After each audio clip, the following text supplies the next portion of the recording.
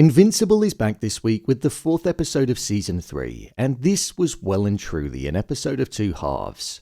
The first half specifically focused on Mark and Eve and their newfound relationship, plus Mark also being taken to the future to stop a tyrant ruler that destroyed civilization and was treating civilians like prisoners. And then a second half which focused on Nolan and Allen and the mindset that Nolan had on how he felt as though he needed to be punished for betraying both Viltrum and Earth. With a massive revelation at the end, an appearance from Thok, and it seeming like the Viltrumites finally have a chink in their armor. Let's dive into the episode and break down all things. Just to let you know, this video will contain spoilers from the episode and the comics. Mark in the future. One thing that got a key focus in this episode was the fact that Mark was taken to the future by Dropkick and Fightmaster, two characters that appeared at the start of the season when they stole the Declaration of Independence. Mark was taken to the future because in the future there was a ruler of Earth that was acting like a tyrant king, had gone mad and took all power away from the people, meaning that they lived under his aggressive totalitarian way where there were strict rules and suffering. When Mark went to the future, he saw that it was the Immortal that was actually in power, and he essentially wanted Mark to kill him because he'd gone mad due to being alive on Earth for so long and having witnessed everybody that he ever loved dying in front of him. To the point where he didn't even remember who Kate was. Something which showed just how far ahead in the future this was, because they'd just got engaged in the present day timeline and she was the most important person to him. One of the largest revelations though was that it was Mark who bestowed the title of Ruler of Earth on the Immortal before he fled the planet. There's gonna be spoilers from the comics here, so I'm warning you now. Okay.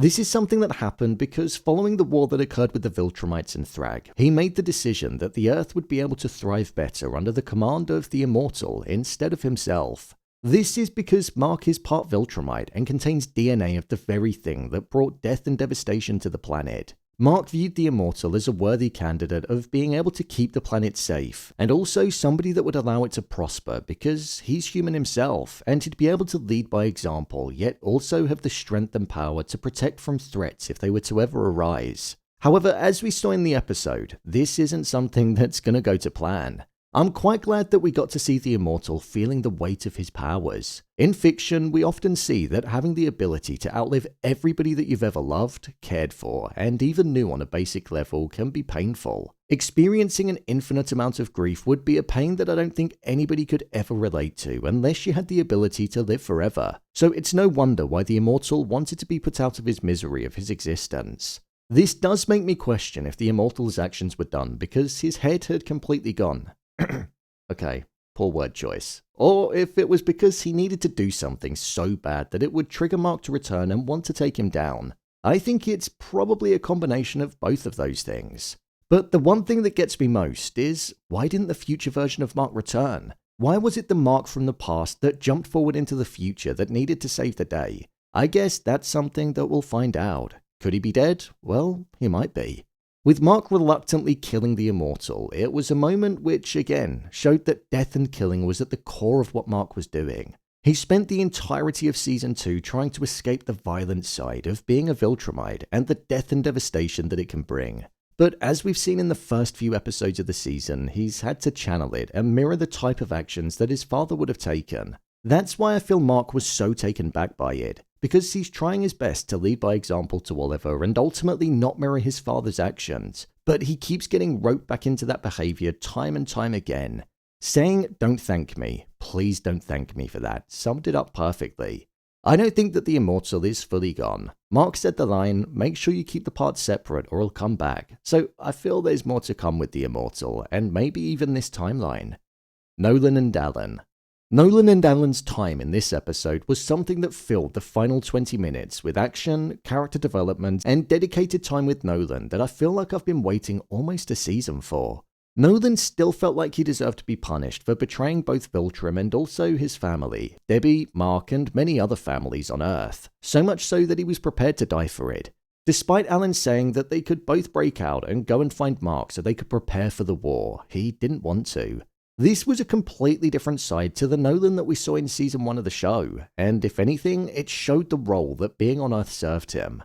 There were emotions within him such as guilt and regret, and we even saw that when Allen was being beaten by one of the Viltrumite soldiers, that Nolan felt anger and rage, and it caused him to break out of his shackles and take him down, showing that there was a newfound sense of care within him for Allen, even if Allen did exaggerate the state that he was in to give Nolan some inspiration. In this episode, we also saw the return of Battle Beast, the intergalactic warrior that takes pride in the opposition that he fights against. Hence why he said that he'd take pleasure in fighting the Viltrumites, and it would be even more pleasurable if they brought about his death. With Battle Beast and one of the Viltrumites floating off into space during the end of the episode, that most definitely means that he'll be returning. He's a great side character that appears from time to time, and he seeks death from a worthy opponent. So if the show were to kill him off, it would be far greater than what we saw. One major revelation that was revealed to us at the end of the episode when Nolan and Allen killed the soldier, it was that nobody would be coming to deal with both Nolan and Allen, because there was a big secret that the Viltrumites were keeping. The secret was that there were less than 50 pure-blooded Viltrumites that were left in the universe. So with 2 of them being wiped out there, Viltrum wouldn't be sending any more because it would diminish their numbers, and as we know, their sole intention is to conquer and grow their empire across the universe, something that seems to be failing if there's less than 50 pure-blooded individuals left. With Nolan saying that's why we can defeat them, it showed us that he's now been recruited into battle and he's picked his side. He's now going to be going against the Viltrumites and he's found his true identity. I'm intrigued to see him go back to Earth and what the response from the likes of Cecil will be, but also, most importantly, Debbie. Because she mourned for her husband in Season 2, and only now seems to be coming out of the other end of it, especially with her getting a new partner. My review of the episode. I thought this was a really strong episode of the show. As much as it's nice to get 3 episodes at once, having one whole episode to digest on its own feels a bit more palatable sometimes, and this was exactly that. I thought the story with Mark and Eve was one which kind of underpinned the entire episode and was used as the backdrop for everything else to build itself around. The way that Mark ended up killing the Immortal was absolutely brutal, and whilst on the topic of brutal, I thought the way that Nolan was sentenced to death by an indefensible beating was a horrific way of being executed. Every punch would just throb and linger as you await the next one until you eventually succumb to not being able to withstand any more.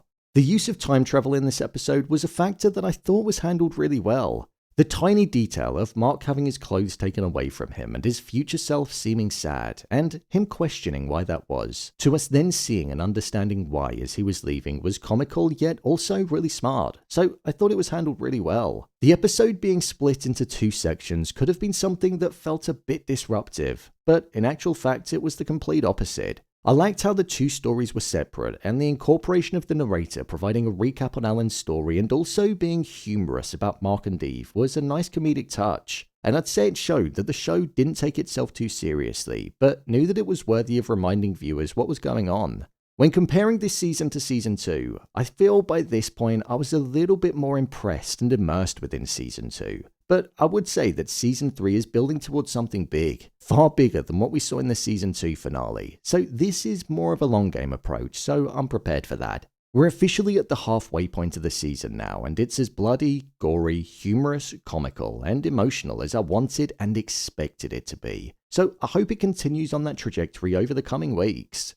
So, there you have it, Invincible Season 3 Episode 4, Ending Explained. If you want to see more episodes of Invincible being broken down, then click on the card in the top corner. There'll be a playlist there. And don't forget to hit subscribe so you don't miss a video. What did you think of this episode? Share your thoughts in the comments. As always, thanks for tuning into the video and I'll see you in the next one.